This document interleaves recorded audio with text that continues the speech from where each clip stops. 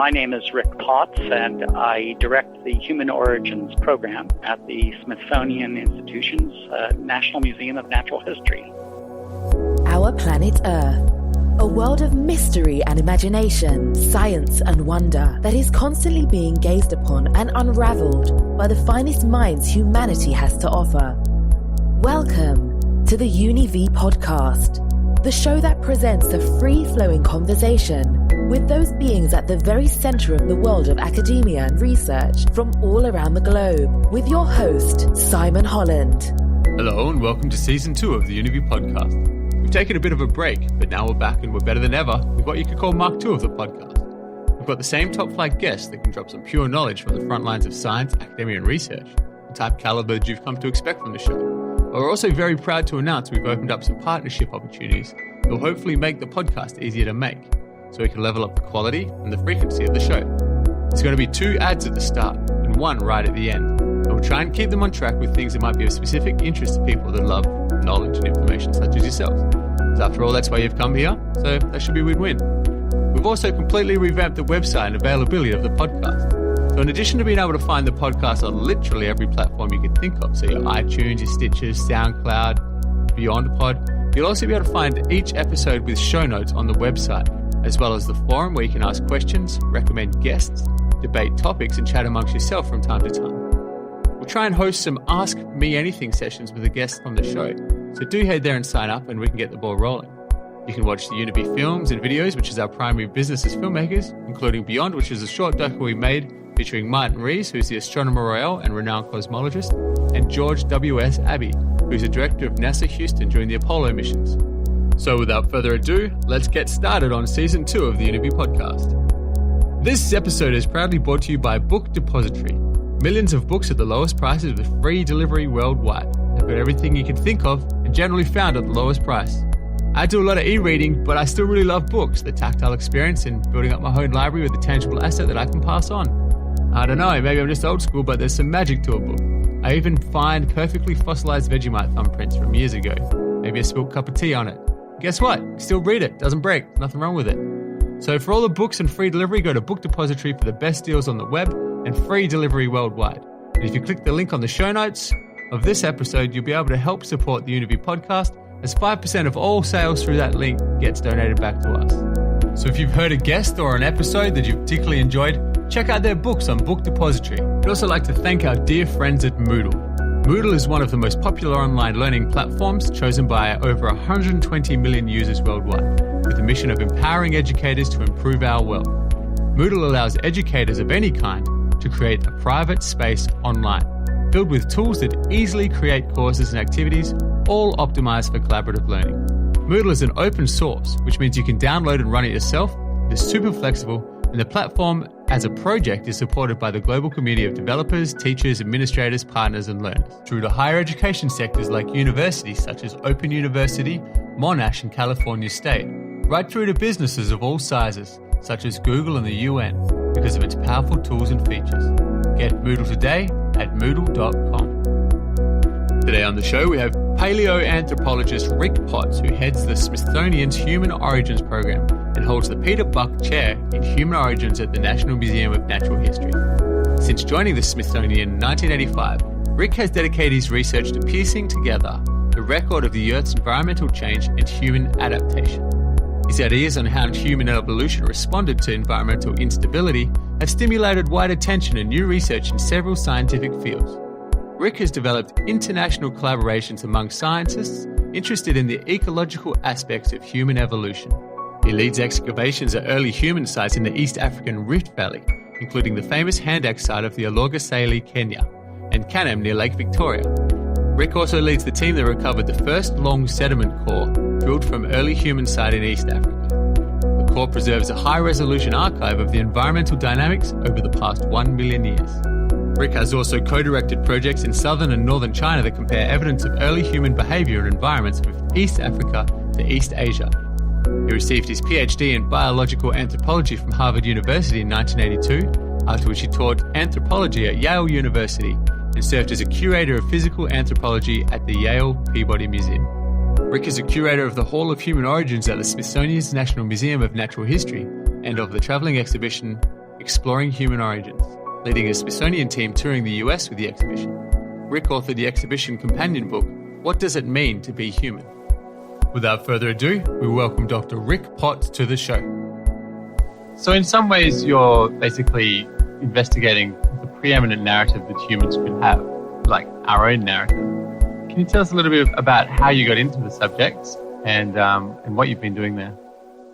Yeah, sure. It's an interesting story in that I didn't expect that I would retool myself intellectually, academically in the environmental sciences, but I realized in my early career of studying human evolution in the deeper time aspects of it over the past 6 million years, that I found myself questioning one of the main narratives of our human origins, and that is what is commonly known as the Savannah Hypothesis in Africa. My fieldwork does take place mainly in Africa. I got started there as a graduate student, and I've always been interested in the behavior of early humans and that side of things. So even though I'm trained in biological anthropology and evolutionary ideas, I do the work of an archaeologist sometimes in terms of digging up things out of the ground,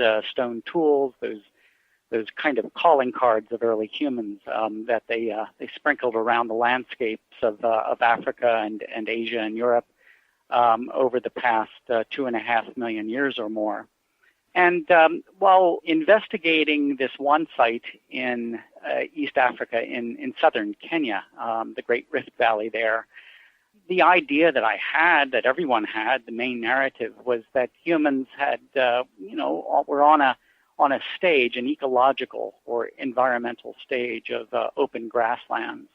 And that posed the principal challenge of human origins that led to standing upright on two legs, freeing the hands, making tools, leading to hunting behavior changes in diet, which then led to increases in brain size and more complex social lives and so on.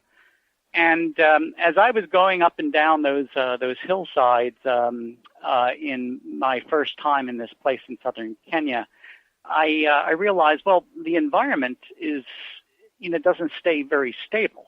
I'd go up a hillside, and you can imagine seeing the white sediments of an ancient lake, the white color coming from microscopic algae known as diatoms that were piling up at the bottom of a lake at one time. But then as you go up this now dry hillside after the lake basin had been lifted up by faulting, I could then see, well, the lake disappeared and there was a soil that formed over across the entire region. And then the lake comes back, and then there's a drought, a massive drought, and then more lake, and then changes in the environment. And it struck me that environmental change, or environment, rather than just being a backdrop to what was going on in human evolution, may have been a major driver of evolutionary change. This was an idea that had been popularized by others in the mid-1980s, just as I was getting started in this work. But the idea there was that it was a shift in the environment toward a drier and cooler Earth that was the progressive change that early humans were, in a sense, trying to catch up on with regard to their survival. What I was seeing was the fluctuation in environment, the variability in environment as potentially the key driver, and I began to develop that idea, trying to understand that evolutionary process that could cause a ratcheting up of the adaptability of those early human ancestors. And that I consider now to be the main story of our evolutionary history, the emergence of a single species spread all over the planet, capable of adjusting to a huge range of environments. So I think that's a common misconception, I think, is that people might think that now we are a single species that we can be seen, but at one point there was multiple teams out there, wasn't there? Yes, exactly. In fact, that's been one of the major and amazing findings about our evolutionary history over the past several decades. You know, many people still have that in mind, that icon of a a single line of progress leading from ape-like to us today. And that's an idea about human evolution that was tossed out many decades ago, actually. But over the last 20 years in particular, many new branches to our evolutionary tree have been added. And so our evolutionary tree is branching and diverse like the evolutionary histories of most other organisms on Earth. And so one of the things that is important to understand there, perhaps the crux of it, is that there have been many, in a sense, experiments in being human, evolutionary experiments in being human. All of those different species that are no longer around today combine some combination, some mixture of features that distinguish human beings, whether it's standing upright and walking. A variety of them made stone tools. A variety of them had increases in brain size. But now they're all gone. I think of ourselves as the last biped standing. And one of the things that we've got to figure out is what's the whole idea behind the extinction of these other forms of our closest relatives, but who are now extinct. So what were some of our closest relatives at the time that we might have cohabitated with, and what happened to them? Yeah, our species, in terms of the anatomy of the fossils, when you look at fossil skulls, our species first comes onto the scene by 200,000 years ago, about that age. And 200,000 years ago, it sounds like a big number, but of course relative to 6 million, it's toward the end of the story. But over the last 200,000 years, we also have the Neanderthals still around up till about 40,000 years ago, 35,000 to 40,000 years ago. That's when they became extinct. And they mainly lived in Europe and parts of Asia.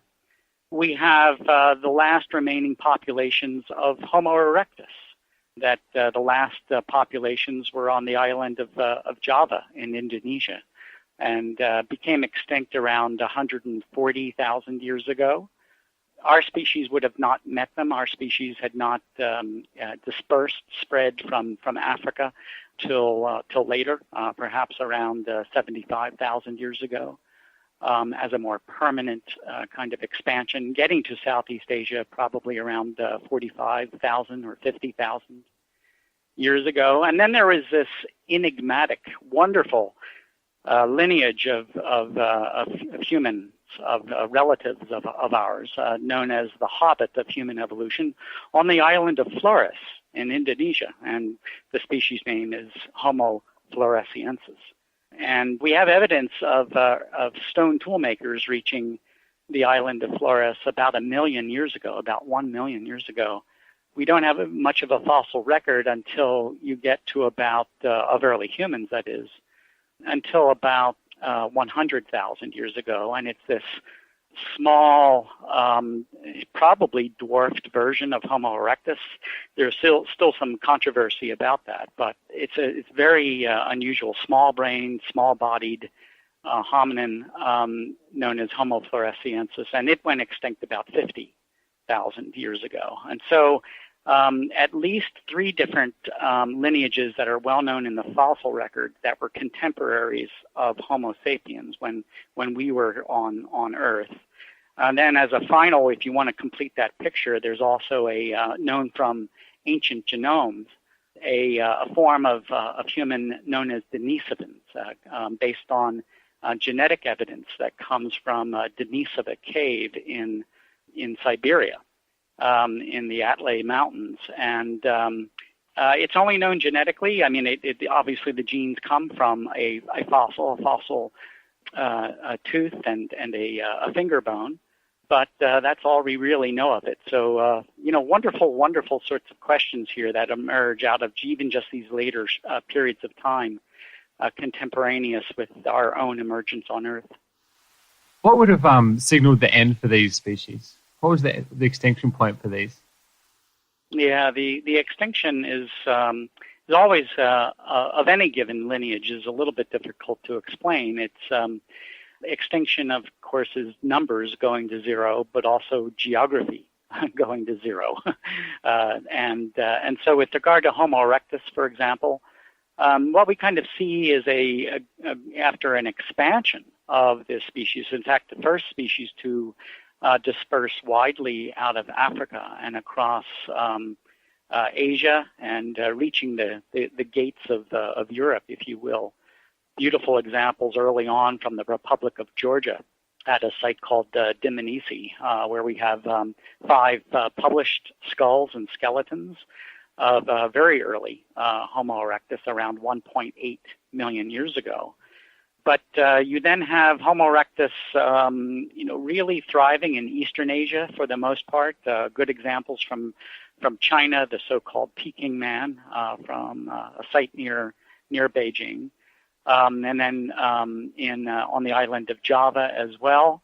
But you then see them the fossils becoming fewer and fewer until about 150,000 years ago. And at that point, the final populations are on an island, the island of Java. And islands are a really good place to become extinct. All it takes is a few bad years of food resources, and you can wipe out populations quite easily.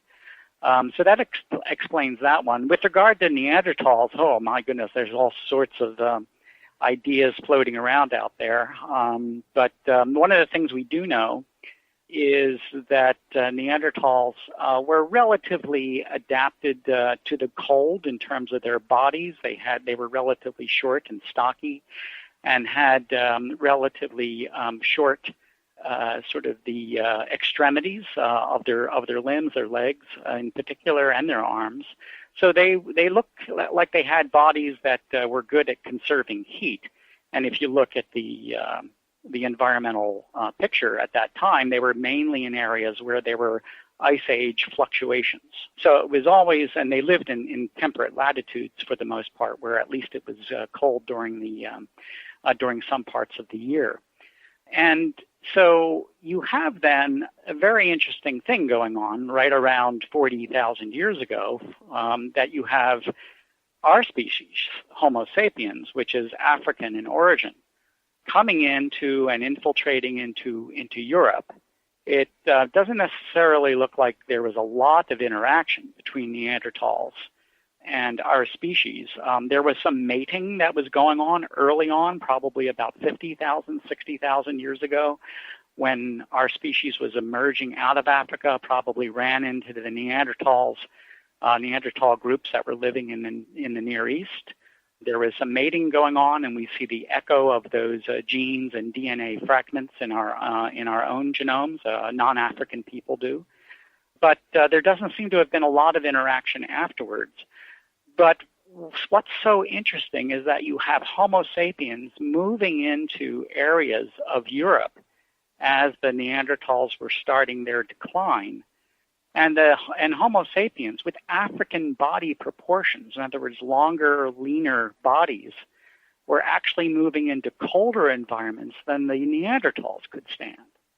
And what's different there is that our species had apparently more of a cultural buffer around ourselves, capable of withstanding not only very cold environments, but also at that same time occupying Australia with very hot and dry environments, and also the rainforests of Africa for the first time, deep into those rainforests, so wetter and warmer environments than had ever been colonized by any species of bipedal primate, in other words, a member of our family tree.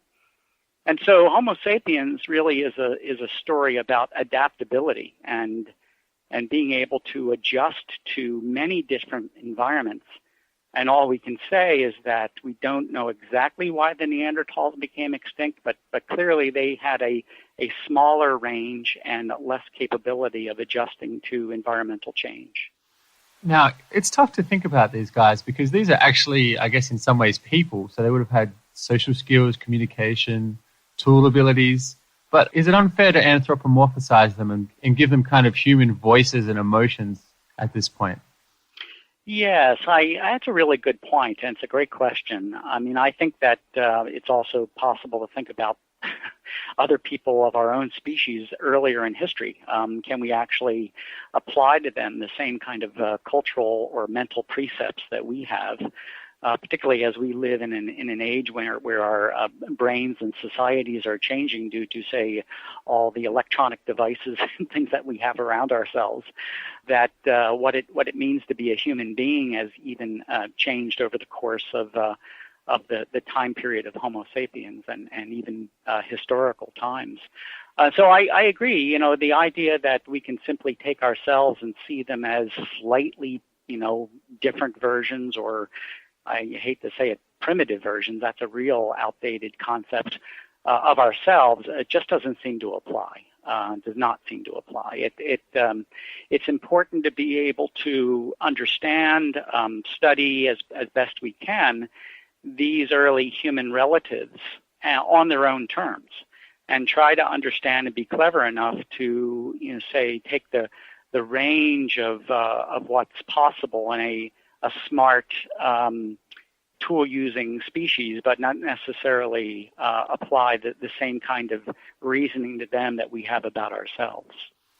Is there any of these species that, if you shave them and dress them up in a suit and put them into society, that you'd notice, or any that would sort of seem as that you wouldn't notice? What's the specifications there? Yeah, I think we would notice. I mean, we have an astonishing ability to notice even people within our own populations and cultures who are Homo sapiens, any kind of things that are a bit strange and, to us in terms of some sort of norm that we think of. All of these species, you know, particularly ones like Homo erectus, which again, you know, goes way back in time as well, and has, even when it became extinct, you know, a large brow ridge and aspects of the face, strongly built faces, and things like that. That certainly would seem strange to us, not like anyone we would see today. One of the characteristics of the skull of Homo sapiens from all over the world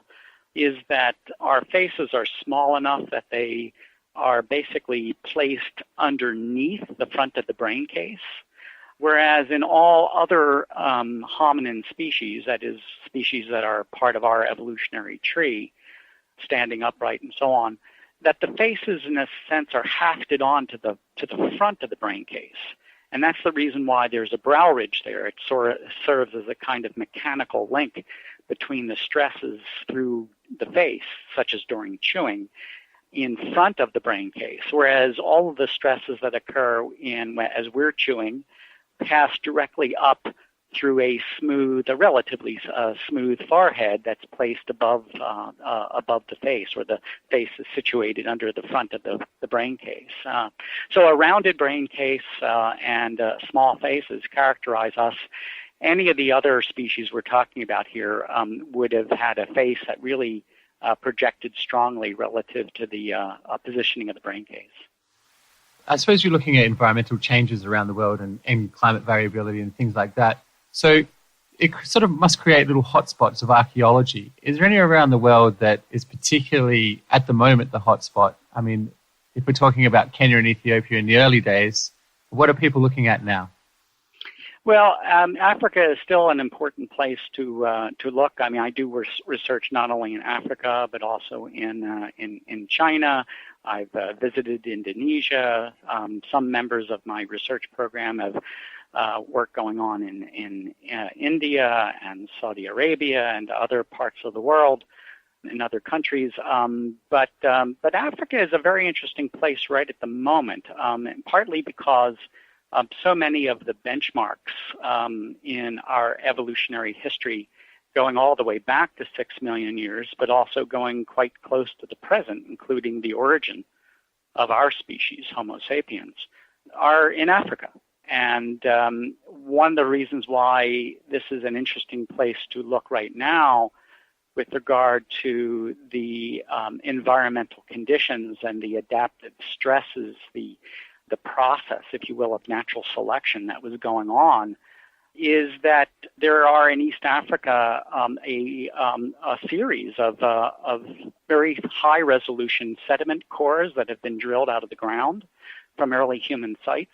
There are about 6 of those projects that have gone on. The work that we did at my field site in southern Kenya in 2012 was the first to get a long sediment core drilled from an early human site in the Rift Valley, and so we're all of these projects are kind of united in a way, and are looking at the particularly the past 4 million years of human evolutionary history. And I have to say that during the time period that is of special interest to me right at the moment, which is the conditions of life, the survival challenges that occurred immediately before the origin of our species, between, say, 500,000 years ago and 200,000 years ago. That time period is beautifully represented in the drill core, the sediment core that we have. We can even see seasons of the year over a huge length of time, of hundreds of thousands of years. And this is a real gold mine in terms of understanding wet seasons, dry seasons, how those were packaged into times of uncertainty in the environment or greater stability in the environment. And we're going to be able to map on the archaeological evidence and the fossil evidence of human evolution directly onto those environmental stresses. So how do you get the cores out of the ground? What are the sort? Do you take machinery? Does there? Yeah, machinery. It's a drill rig. It's interesting. This whole matter arose at a workshop that we had here at the Smithsonian Institution here in Washington, that where there were people who do drilling in African lakes and in deep sea to get cores from the ocean or from the bottom of existing lakes. And, we were all scratching our heads about, well, gee, what do we do next with regard to looking at the environmental conditions of human evolution, especially given that those lakes that have been drilled in Africa and elsewhere and the deep sea are kind of distant from where we find the evidence of early humans on land. And those projects were, about $1.5 million US to $2 million US to get a drill rig out onto a ship, out onto water.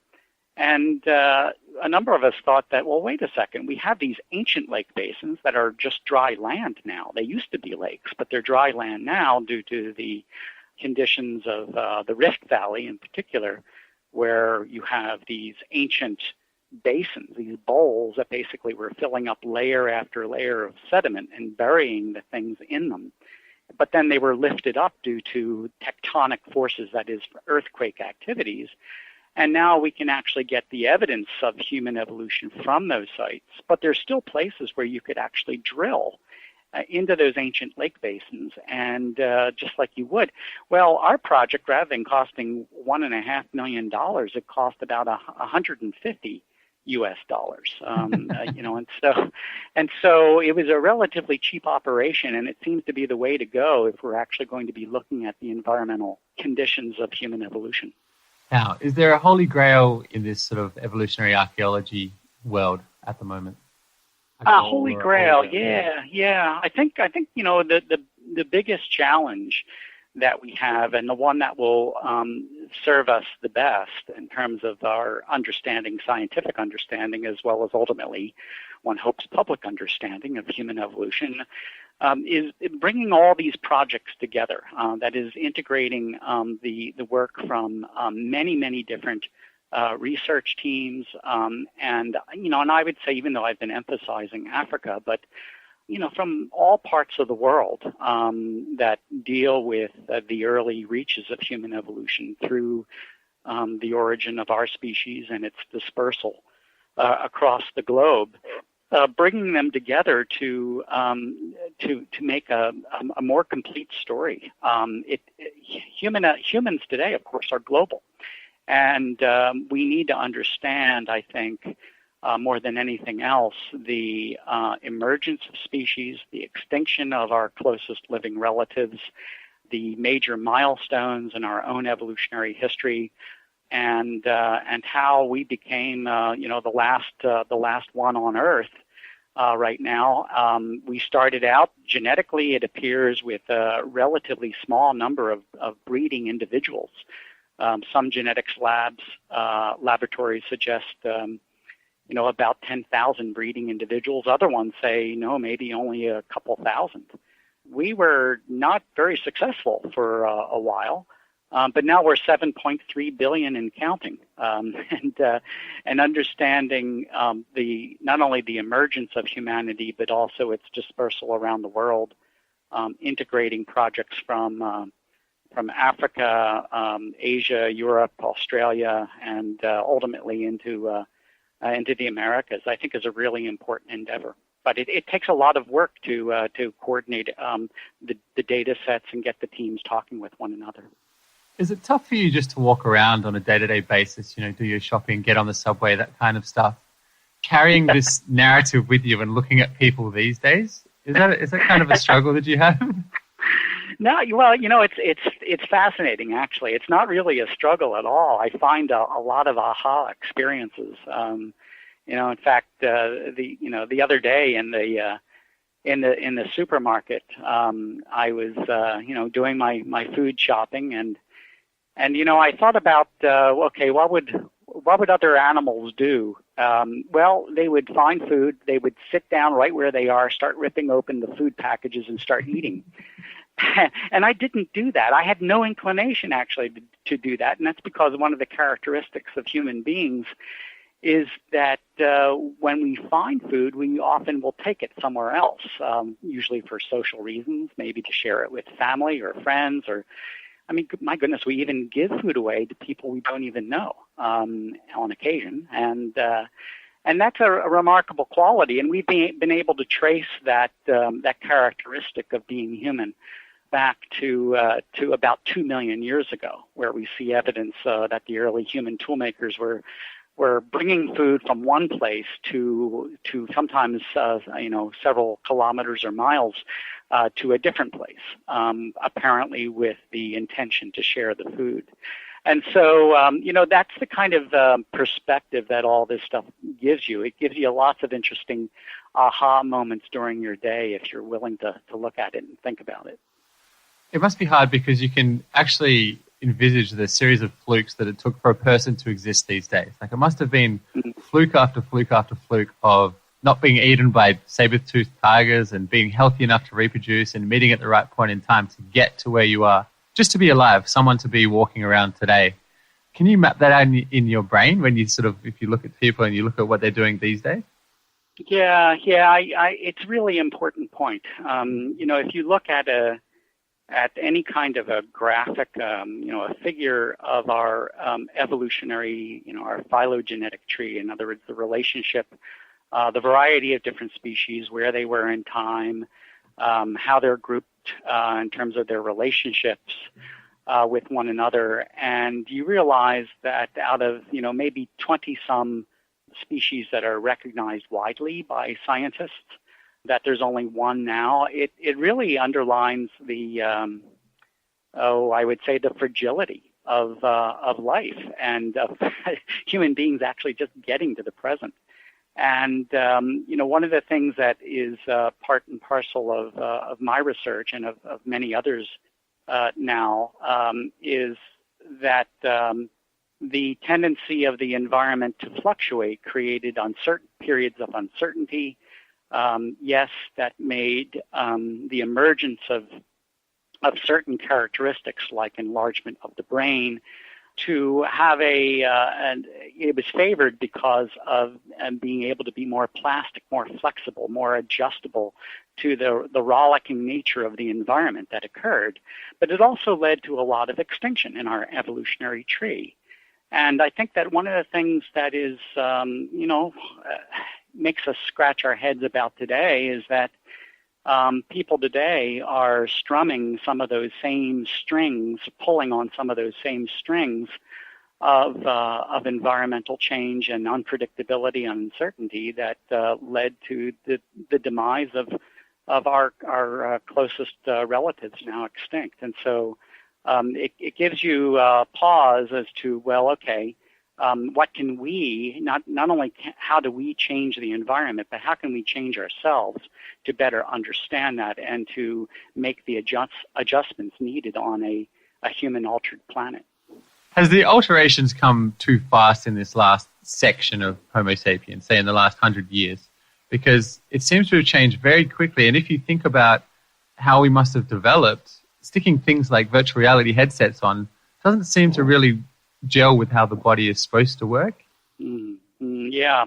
Well, it's interesting because I think one of the ideas that comes out of the research that I've been developing is that human beings are, tremendously adaptable, mentally, socially, culturally, in all sorts of ways. Obviously, technologically, we are.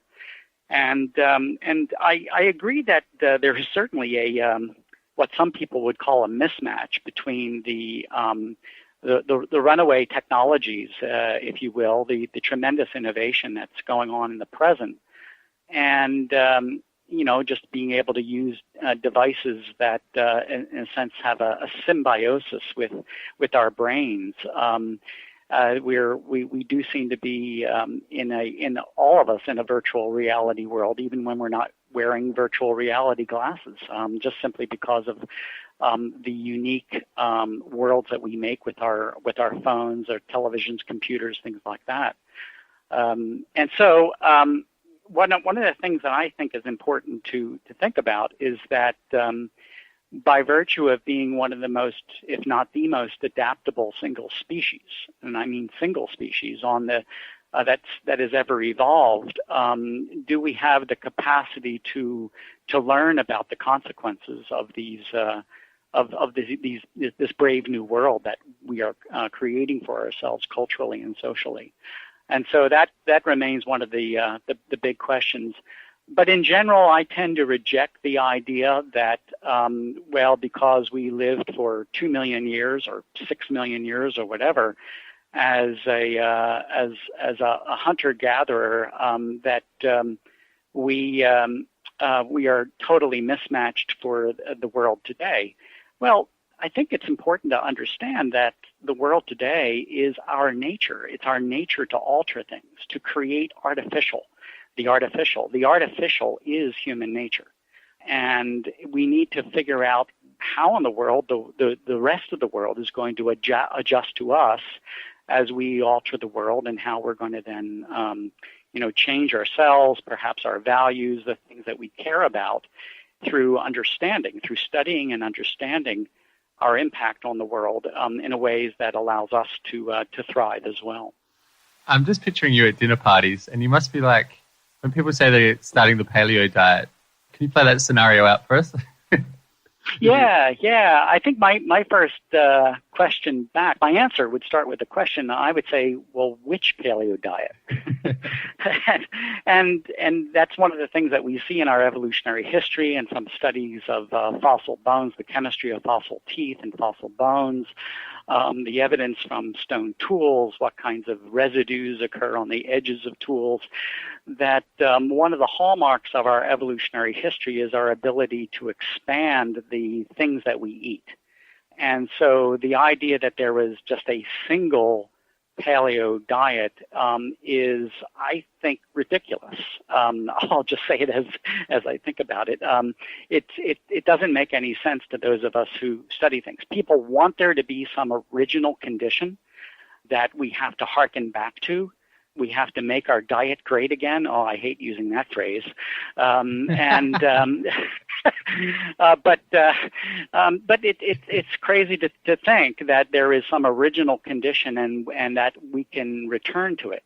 Now, it is also certainly true that we have created sugary colas and other substances that take advantage of aspects of our physiology that can be overdone, and that certain kinds of foods eaten in too much abundance will lead to an unhealthy lifestyle. But that's the point. That's the point, is that too much of any one thing the paleo diet craze is one that's, well, you have to eat just this and eat only this. And I think that doesn't make sense from the standpoint of the diet of our early ancestors. I think one of the mistakes that I make in my brain, and maybe this is watching too many Disney movies and having, talking animals and that kind of thing, but I always think of these guys as like there must have been a first person to try things, like stumbled upon a banana for the first time and just like, let's give that a go, or a carrot, or licked a poison arrow tree frog, or something along those lines. There kind of must have been a first. Is that a misconception? No, I think it's actually quite true, and I think that in my discussions with people around the world, that they have their own oral histories about how people tried things. I have friends of mine, elders of various peoples in Kenya, where they tell me the history of the droughts that have been experienced over the last. They have oral records that they pass down from generation to generation, and those histories of droughts go back, 100 years, 150 years, or more. And one of the things that occurs during a drought that I'm always told is that, you'll eat even dirt to see whether, it will keep you alive. You will eat this plant or that plant.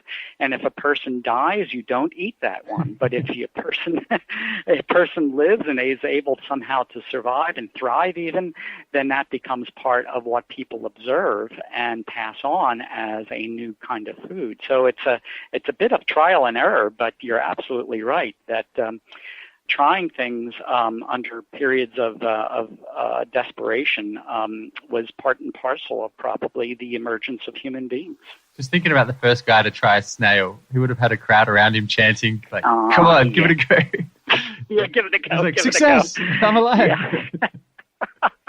Yeah, I was reading also just the other day that in a common ancestor of ourselves with our great ape relatives, 10 million years ago, apparently developed a genetic mutation that was favored because it allowed for the greater digestion of fermented fruit.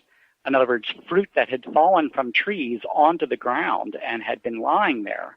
And you can imagine that during times that weren't so good, I should say, to go to the ground and eat something fermented, and having a gene that allowed you to take some pleasure in the fermentation of that fruit may have actually been a pre-adaptation to some of the more enjoyable activities some of us engage in. Just as long as there's no, next level predators walking around. If you're hungover or you're drunk and you're sitting under a tree because of like rotten, grapes or something like that, it's probably not going to be great for evolution.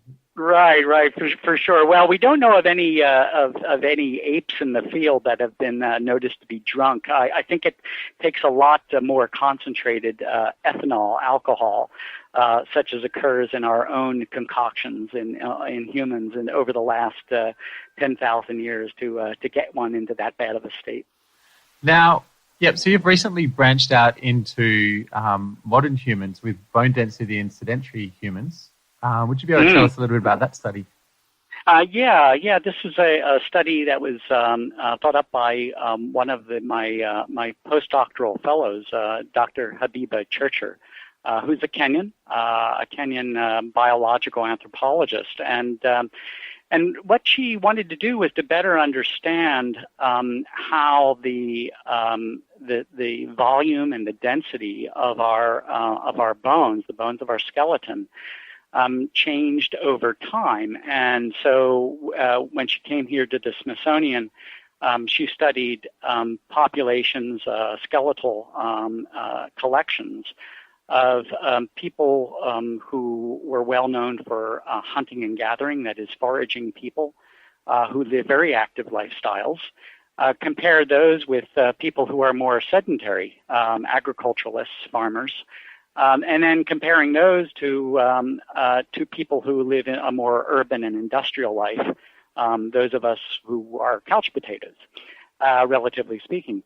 And that's the case even though we may go to the gym and work out and things like that. We're still relatively sedentary, even compared with people who have settled down into an agricultural way of life.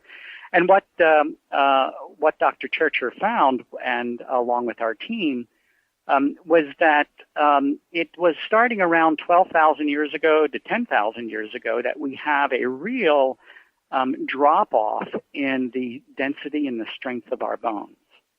And before then, the bones of our early ancestors, mainly in a hunting and gathering lifestyle, were quite strong and robust.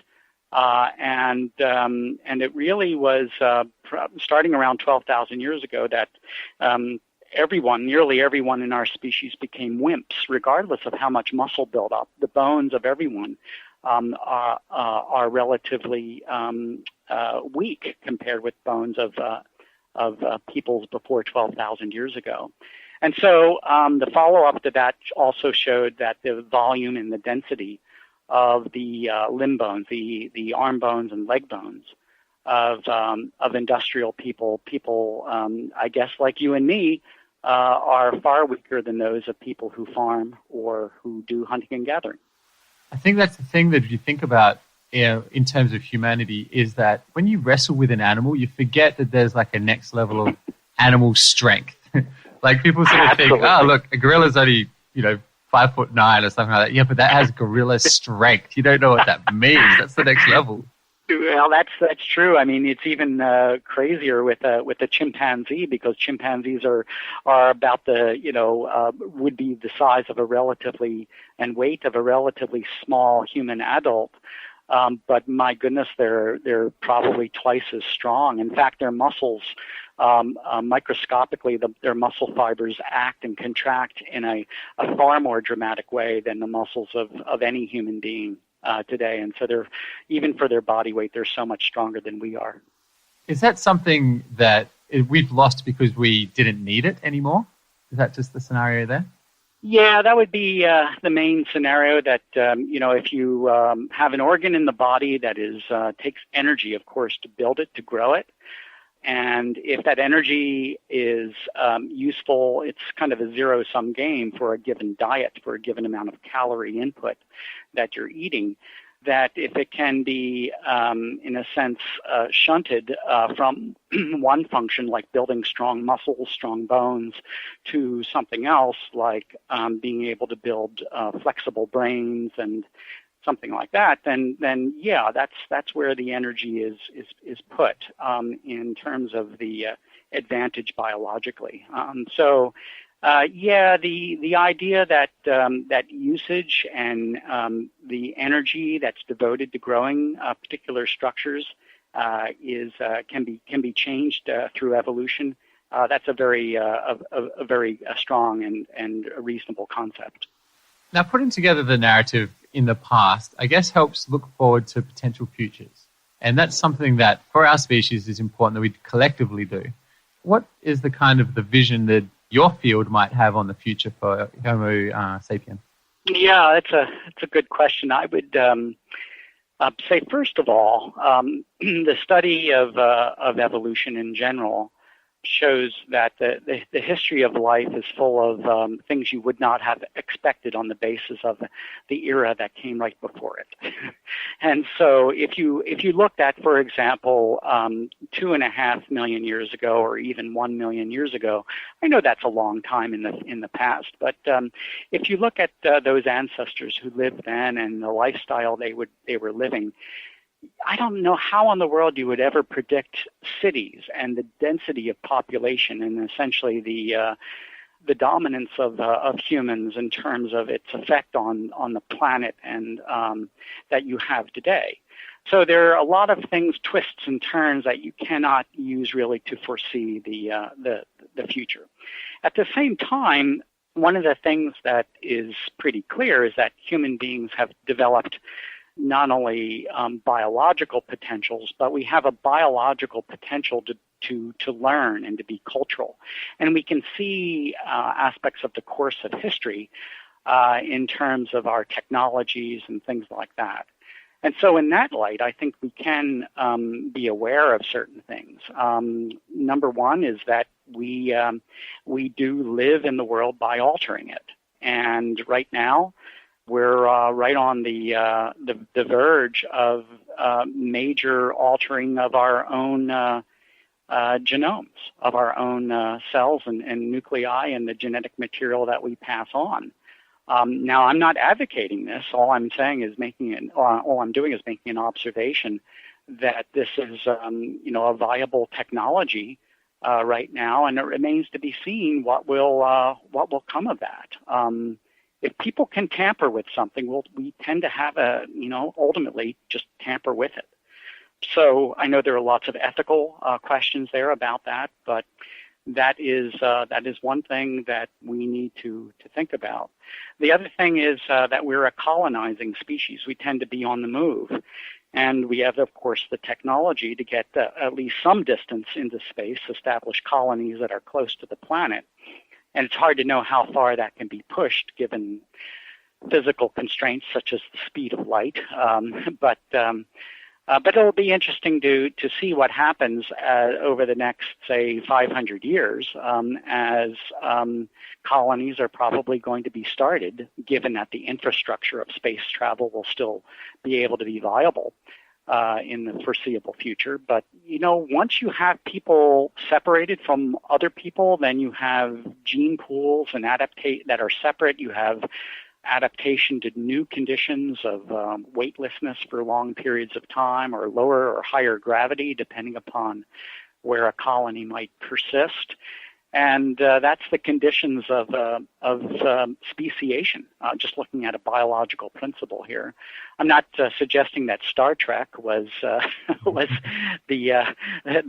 prediction of the future, but certainly that concept of people being separate and having different adaptive histories and ultimately being different from one another certainly is a reasonable thing to think about. So there are some aspects of our looking at our nature of human nature through our evolutionary history, that lens, and seeing what sorts of things are going on today that could lead to some predictions or some ideas to stay aware of. I guess that would make 100% sense that we need sort of a post-human era, because at the moment we've literally got all our eggs in one basket as a species. And if anything were to happen here, then what we need to have is colonies in other places to keep that going. Would that be right?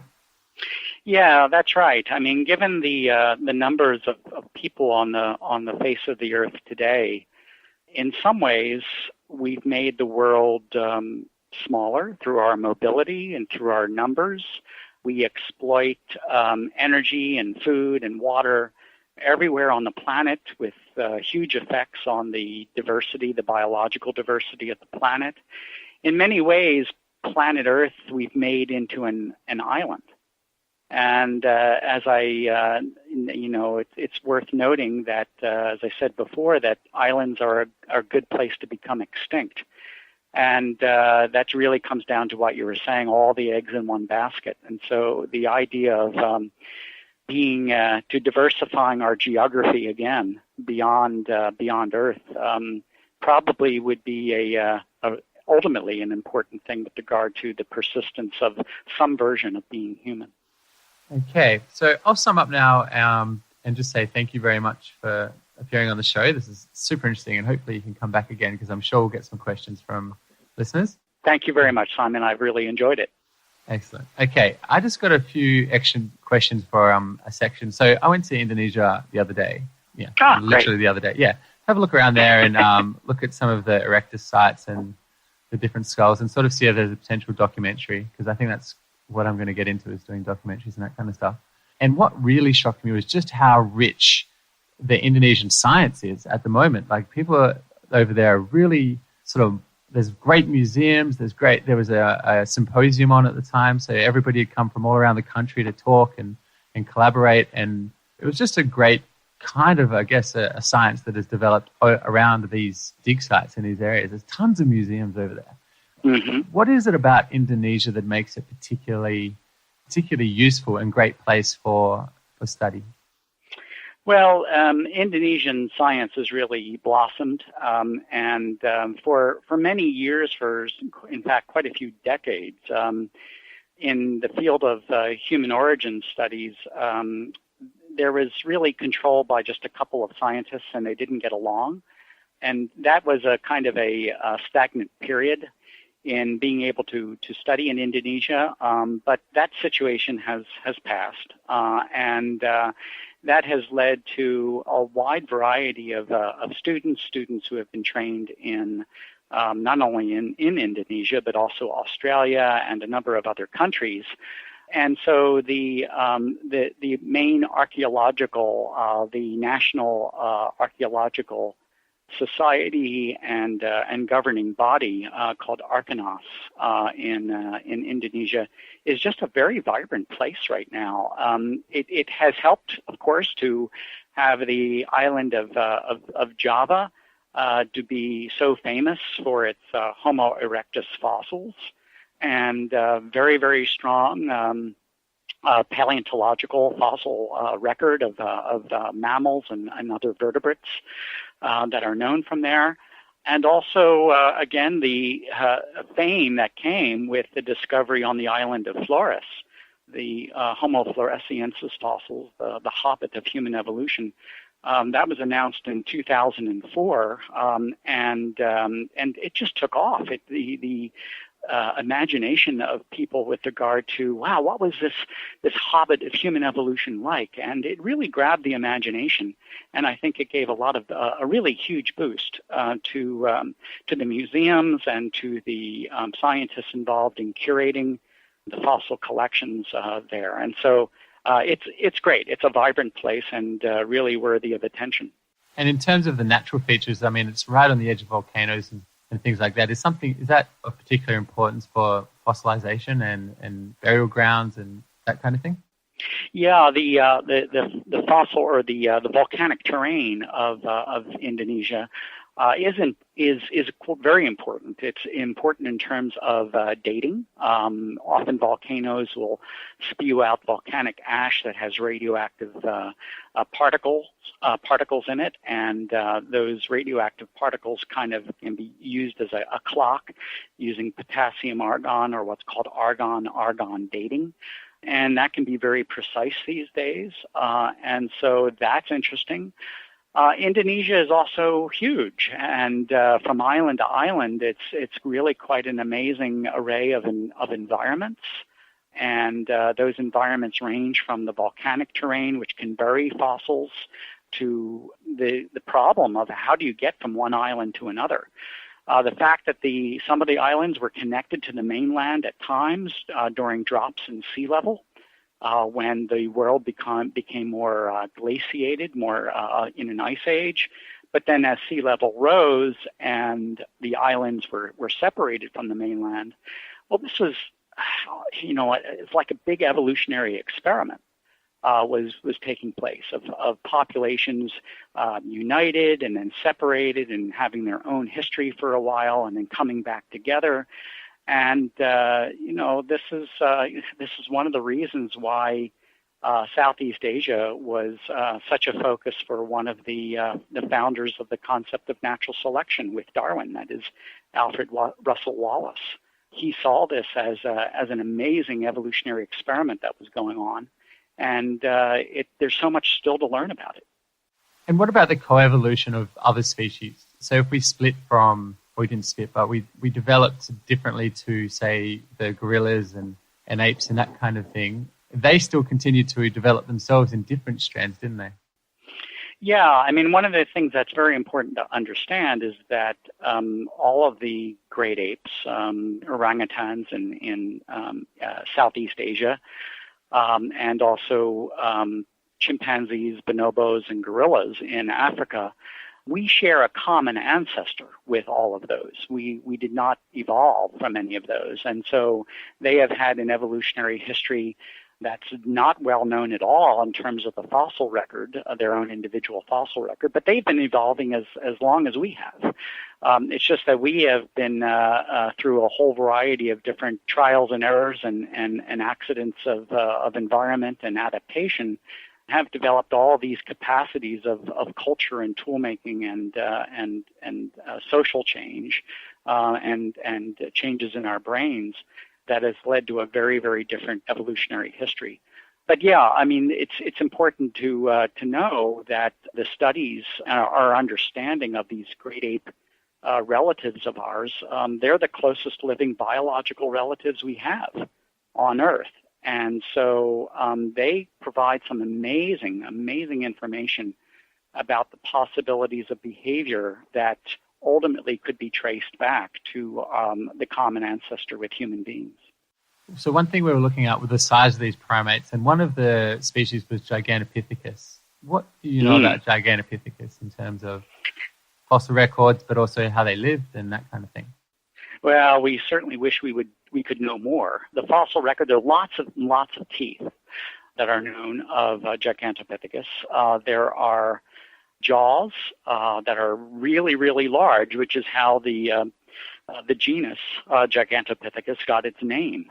These are fossil jaws from India and southern Pakistan and China that are especially well known. And then there are teeth that seem to be related to Gigantopithecus, if not Gigantopithecus, in Southeast Asia. And so it's interesting. We don't even know whether the name Gigantopithecus is a misnomer or not. We know that it was huge in its jaws and its teeth, but we don't know much about its body, how tall they stood, or there's lots of speculation about that. And that maybe that's where the myths of the Yeti and Bigfoot come from, but we don't really know much at all about the actual height or the overall body mass of Gigantopithecus. The reason why this is important to know is that we also have a large tooth and large jaw form in our own evolutionary tree. And that's known as by the genus named Paranthropus, known in Africa. It only existed in Africa. Very, very large jaws, and the skull has cresting where the muscles for chewing attached to it, massive muscles of chewing. But when you look at the bones of their body, they didn't stand very tall. And so, in fact, Homo erectus, with the larger brain and smaller teeth, actually had a higher stature, was taller than Paranthropus. And so we don't know a great deal about, in primates, the relationship between the size of jaws to the size and overall stature of the body. So that remains to be understood with Gigantopithecus. We don't know much about its lifestyle. It has appeared now that Gigantopithecus is a victim of its size and the calories and that need for a zero-sum efficiency of hunting and that kind of thing. It appears to be a vegetarian by those teeth samples. How is climate change and weather and the paleo ecological factors linked to their food and then ultimately linked to the demise of a species? Yeah, to be quite honest, I don't know exactly what the latest research on the diet of Gigantopithecus is. I know that there have been studies of the kind of food particles that may have been trapped in the enamel or the plaque, the calculus or plaque that develops on the teeth, and it's a vegetarian diet. One thing we know is that with the tremendous changes over the last 1 million years of ice ages coming and going, there were tremendous changes in the monsoons that affected Southern Asia and Southeast Asia, and that would have had a major impact on the kinds of plants that were available for any large-bodied primate, or at least large-toothed primate, to eat. And so it's a good suspect. It's not a smoking gun, but it's a good suspect that climate change and climate variability would have had a major impact on the ultimate demise of Gigantopithecus. But certainly in the early part of the Pleistocene, say around 2 million years ago, I know from some of my own work in southern China, You find Gigantopithecus teeth in cave sites teeth that have been washed into caves in southern China. And it was probably the most abundant primate around, more abundant even 1.5 million years ago, more abundant than Homo erectus, who had just arrived on the scene in that part of the world. Wow. And when you're doing your core samples in your work, do you look at events, like large-scale events that triggered ice ages and that kind of thing? Have you seen any evidence of that? Yeah, well, we have ice ages, the coming and going of ice ages, and the coming and going of periods of relative stability and instability of climate in the more tropical areas. They go on a cycle. They go on a cycle where different local factors about our planet have an impact, but also astronomical orbital factors about how the Earth revolves around the sun have a factor. And so the distance of the Earth from the sun, the shape of the orbit, the wobble in the Earth's axis of rotation, the tilt in the axis of rotation of the Earth, all of these things kind of interact to create a very, very intricate and complex coming and going of ice ages, and also of coming and going of wet periods and dry periods in the tropics. And so there are some major transitions, and we don't understand them very well yet climatologically. So, for example, around 1 million years ago, about 900,000 years ago, let's call it, there was a change from ice ages every 41,000 years, that is on a 41,000-year cycle. So switches between periods of ice and periods of relatively little ice on Earth on about a 41,000-year cycle. Well, around 900,000 years ago, that became more of a 100,000-year cycle on average. And we don't know exactly the reasons why. And so astronomers and climatologists are trying to work together to figure this out, and it remains a really interesting question of research for the future. Now, I imagine you must have got a few calls. This is, over a period of time about Yetis and abominable snowmen and Bigfoot. Could you tell us about some of those calls, some of the theories, and your answers? Yeah. Well, the calls that I get from a few individuals are largely about going out and trying to find it. And so there was a number of years ago when I got a phone call from this one fellow who, I had asked him to come have lunch with me at the Smithsonian to explain to me why he was such a big believer in Bigfoot. And he says, well, it has to occur. There are so many interesting myths and legends. It's got to occur, and it's got to exist.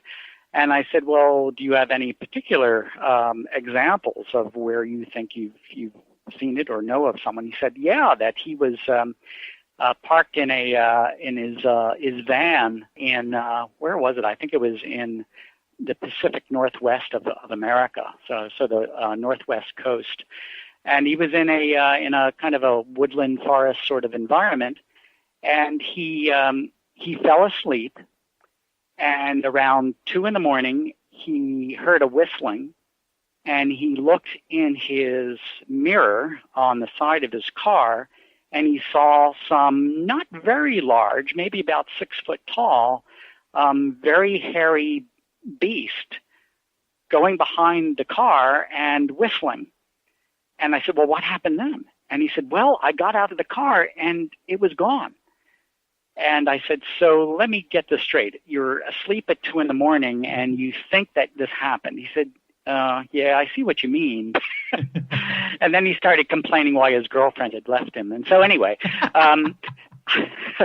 but yeah.